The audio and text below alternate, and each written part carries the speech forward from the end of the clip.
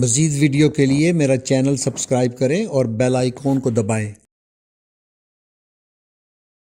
بسم اللہ الرحمن الرحیم۔ سورہ الانبیاء آیات 51 سے 73۔ اس سے بھی پہلے ہم نے ابراہیم علیہ السلام کو اس کی ہوش مندی بخشی تھی اور ہم اس کو خوب جانتے تھے۔ یاد کرو وہ موقع جب اس نے اپنے باپ اور اپنی قوم سے کہا تھا کہ یہ مورتیاں کیسی ہیں کہ جن کے تم لوگ گرویدہ ہو رہے ہو۔ انہوں نے جواب دیا ہم نے اپنے باپ دادا کو ان کی عبادت کرتے پایا ہے۔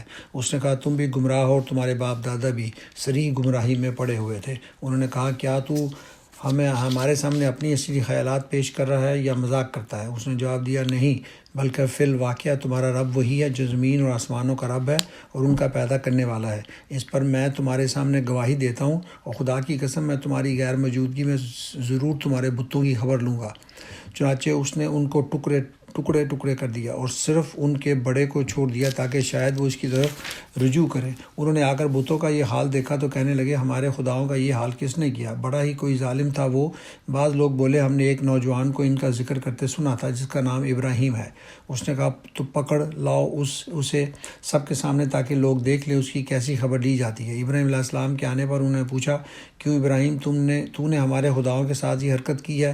اس نے جواب دیا بلکہ یہ سب کچھ ان کے اس سردار نے کیا ہے، ان ہی سے پوچھ لو اگر یہ بولتے ہوں۔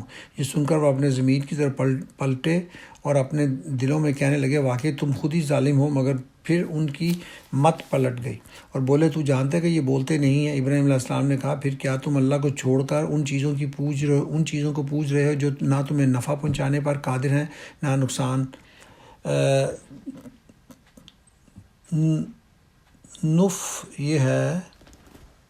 نف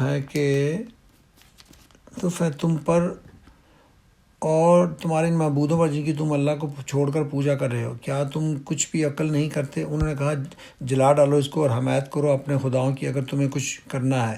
ہم نے کہا اے آگ ٹھنڈی ہو جا اور سلامتی بن جا ابراہیم پر۔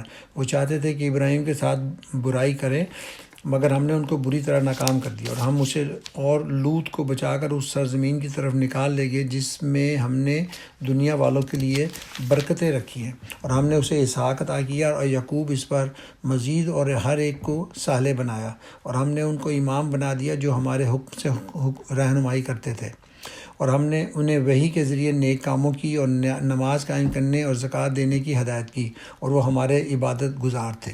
یہ تھی سورہ الانبیاء کی آیات 51 سے 73۔ مزید ویڈیو کے لیے میرا چینل سبسکرائب کریں اور بیل آئیکن کو دبائیں۔